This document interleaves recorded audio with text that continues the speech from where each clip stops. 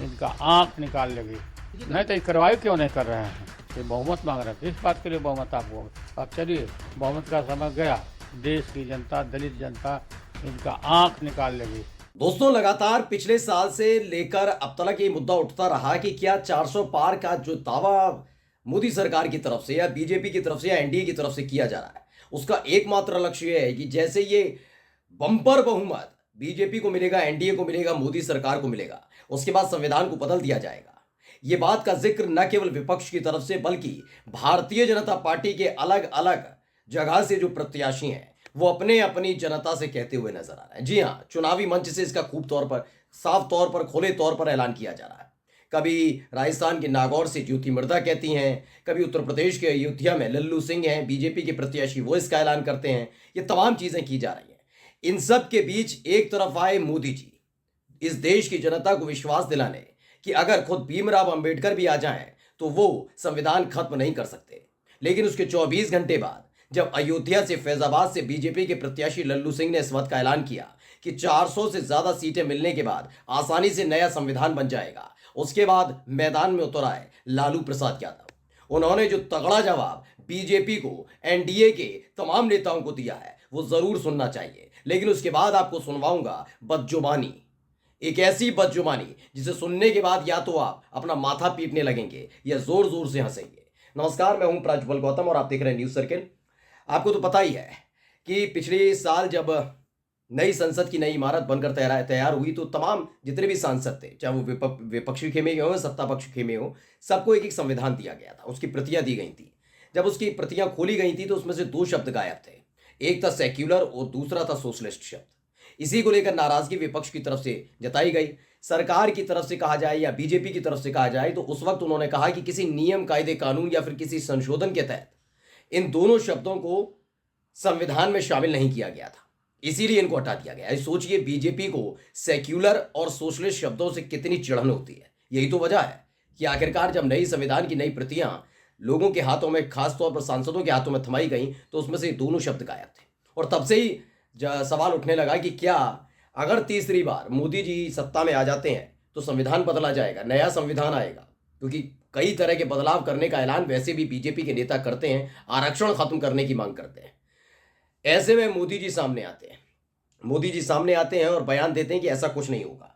सबसे पहले मैं बयान आपको उनको पढ़कर बता रहा हूं क्या कुछ कहा। देखिए, न्यूज 24 ने खबर छापी और लिखा, जहां तक संविधान का सवाल है तो ये मोदी के शब्द हैं, लिख कर रख लीजिए। बाबा साहब अंबेडकर खुद आ जाए तो भी संविधान खत्म नहीं कर सकते हैं, ये मोदी जी ने ऐलान किया।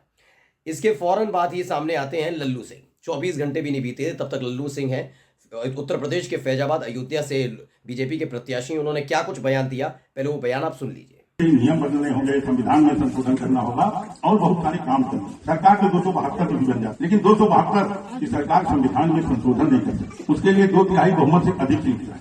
तो सुन लिया आपने, तमाम तरह की बात कर रहे हैं कि 272 सीटें आती हैं तो सरकार तो बन जाती है, लेकिन कई और काम करने हैं। 400 सीटें चाहिए। सीटें इसलिए चाहिए क्योंकि बात संविधान की है, संविधान में संशोधन करना है। यही नहीं, आखिर में उन्होंने कह दिया नया संविधान भी चाहिए, और नया संविधान चाहिए तो 400 से प्लस सीटें चाहिए। यानी मोदी के कमांडर ने ही मोदी की आलोचना कर दी।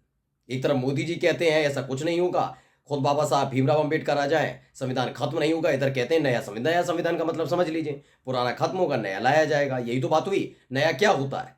आप नई गाड़ी ला रहे हैं तो पुरानी आप साइड में रखेंगे तभी तो नई आएगी। ऐसा तो नहीं है कि उसी को मॉडिफाई करा लिया।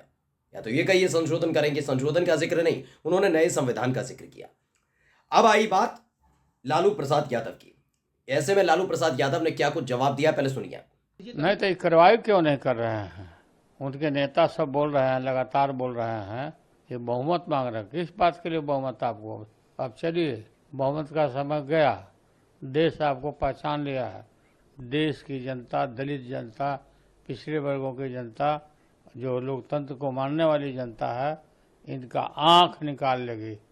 तो फर्स्ट बिहार झारखंड ने इसे ट्वीट किया और क्या लिखा है, जो भी संविधान को बदलने की कोशिश करेगा देश की दलित, पिछड़े और गरीब जनता इनकी आंख निकाल लेगी। लालू प्रसाद यादव का बीजेपी पर बड़ा हमला। अगर इस तरह के बयान आपकी तरफ से दिए जाते हैं तो इस पर आप नाराज हो जाते हैं। लालू प्रसाद यादव ने गलत क्या कहा?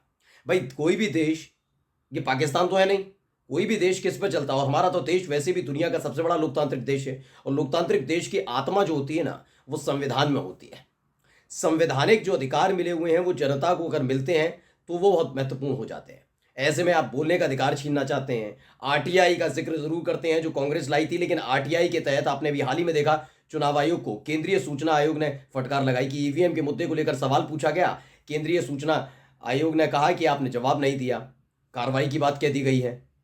आप इलेक्टोरल बॉन्ड को लेकर किसी तरह की जानकारी साझा नहीं करना चाहते थे, वो तो सुप्रीम कोर्ट ने जब फटकार लगाई तो एसबीआई को आगे आना पड़ा और देनी पड़ा, पूरा डेटा खुलकर सामने आ गया। शराब माफिया, ये माफिया, वो माफिया, सारे पैसे दे रहे थे बीजेपी को, चंदा दे रहे थे, तो ये सारी चीजें खुल रही ना। यानी धीरे धीरे जो संविधान के तहत ताकत जनता को मिली हुई उसे खत्म करने का काम कर रहे हैं। चंडीगढ़ मेयर चुनाव, जो चुनाव की ताकत होती है, वोटिंग की ताकत होती है, उस आधार पर देखा गया। अपने नेता को बिठा दिया रिटर्निंग ऑफिसर बनाकर और उसके बाद जमकर धांधली हुई। ये तमाम चीजें ना, तो इस पर नाराजगी क्यों व्यक्त नहीं की जाएगी जब हमारे ही देश के सबसे महत्वपूर्ण चीज यानी हमारे देश की आत्मा यानी संविधान पर हमला किया जाएगा। कहा जाएगा नया संविधान आएगा, संविधान खत्म होगा, ये तमाम चीजें कहेंगे तो कहा जाएगा ना। ऐसे में लालू प्रसाद यादव ने यह बयान दिया, उसके फौरन बाद आते हैं बिहार के नए नवेले डिप्टी सीएम। उनकी भाषा शैली तो हर कोई अब जानता ही है। उनकी भाषा शैली मतलब मैं कहूंगा नहीं संवैधानिक पद पर बैठा हुआ कोई व्यक्ति बोले, पहले सबका इलाज कर दूंगा। लगता ही नहीं कोई माननीय बोल रहा है, ऐसा लगता है कि गुंडा मवाली बोल रहा है। ऐसा खुलकर बात है ना, इलाज क्या कर दें, कौन है आप, डॉक्टर तो है नहीं, इलाज क्या कर दें, है कौन। चुनाव जीतने की हिम्मत नहीं, चुनाव लड़ने की हिम्मत नहीं, एमएलसी बनकर बैठे हुए, उसके बाद डिप्टी सीएम बने। आओ ना मैदान में, चुनाव में कूदते, कहते मोदी जी से मैं तो लोकसभा का चुनाव लड़ूंगा, लड़के दिखाओ, जीत कर दिखाओ, नहीं कर सकते। उसके बाद रोहिणी आचार्य, लालू प्रसाद यादव की बेटी के लिए गंदे शब्दों का इस्तेमाल करना कि उन्होंने किडनी देकर अपनी बेटी को टिकट दी है। तो ये आदमी की मानसिकता क्या है सोचिए। अब इन्होंने एक बयान दिया, पहले बयान सुनिए। 10 साल हो गया मोदी जी की सरकार का, संविधान नहीं बदला है, क्यों प्रोपेगेंडा कर रहे हैं लालू जी। अरे आप तो पंजीकृत अपराधी हैं, आपसे क्या फर्क पड़ना है बिहार में। तो फर्स्ट बिहार झारखंड ने भी इसे ट्वीट किया और क्या लिखा, लालू एक पंजीकृत अपराधी हैं, उनके बोलने से फर्क नहीं पड़ने वाला। आंख निकालने वाले बयान पर सम्राट का पलटवार, बोले उनका ये प्रोपेगेंडा नहीं चलेगा। बढ़िया बात कही, लालू एक पंजीकृत अपराधी हैं, सोच के देख लीजिएगा। फिर ये मत कहिएगा, छटपटाइएगा मत, किसी देश की अदालत ने एक व्यक्ति को तड़ीपार घोषित किया था। मैं आज मुझे कठोर शब्द का इस्तेमाल करना पड़ रहा है, लेकिन जब आप पंजीकृत अपराधी की बात करते हैं ना, तो पंजीकृत अपराधी कौन कौन है इसे पता होना चाहिए। सम्राट चौधरी को बोलने से पहले कम से कम ये सोचना चाहिए कि अगर वो बोल रहे हैं तो ऐसा ना हो कि उल्टा आकर पड़ जाए। सबसे पहले तो सम्राट चौधरी को अपने नेताओं को समझाना चाहिए कि मोदी जी ने जब कह दिया कि बाबा साहब भीमराव अंबेडकर खुद आ जाएं, वो संविधान खत्म नहीं कर सकते, तो किस अधिकार के साथ लल्लू सिंह जैसे नेता डंके की चोट पर कहते हैं संविधान संशोधन तो होगा ही होगा, नया संविधान बनाने में सहूलियत होगी। कौन बना रहा है नया संविधान? लालू प्रसाद यादव की पार्टी के किसी नेता ने कहा क्या? नहीं ना। किसने कहा? लल्लू सिंह, बीजेपी के प्रत्याशी ने। मतलब अपने नेताओं की जुबान पर लगाम नहीं लगा पा रहे, लेकिन दूसरा नेता इस पर कुछ नहीं कहे। वो चाहे संविधान को रखें ना रखें, संविधान पर झूठ बोले ना बोले, आप खेल करें ना करें, लेकिन इनके नेताओं के बारे में मत बोलिए। इनकी मानसिकता ही यही है।